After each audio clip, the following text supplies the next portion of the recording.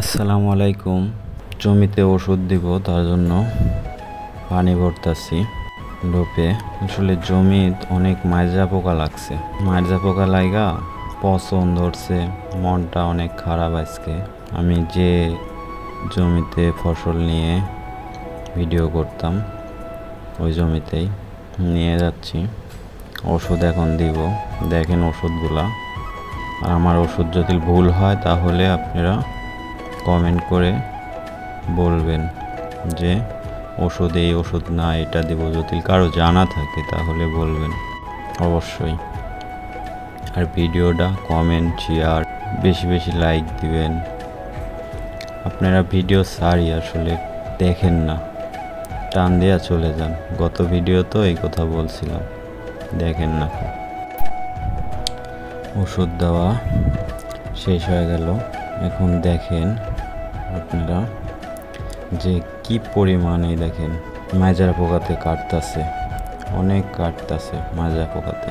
ওর পচনও ধরছে। ধান আগে অনেক ভালো ছিল, এখন অতটা ভালো নাই। তারপরে আল্লাহ মাশাল্লাহ যা দিচ্ছে, আল্লাহতে অনেক ভালো আছে।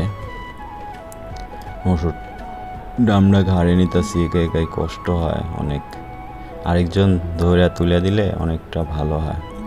তে নাই এখন কেউ, তার জন্য আমি একাই নিতেছি, নিয়ে ওষুধ দেব এখন। সবাই দোয়া করবেন যে ধানটা পোকা থেকে মুক্তি পাই। অনেক কাটতাছে, তার জন্য অনেক কষ্ট করে ধানগুলা করা, অনেকটা পরিশ্রম করছে এই ধানের পিছনে। আমি শুরুতে থেকে আমি পরিশ্রম করতেছি। এখন আব্বা অনেক বয়স হয়ে গেছে আব্বার, তার জন্য অতটা খাটনি করতে দিই না, আমি নিজেই করি।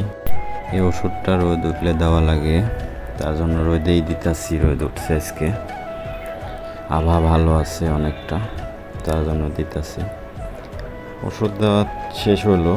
আপনার কাছে একটাই রিকোয়েস্ট আমার, ভিডিওটা দেখবেন, বেশি বেশি শেয়ার করবেন, কমেন্ট করবেন, লাইক করবেন।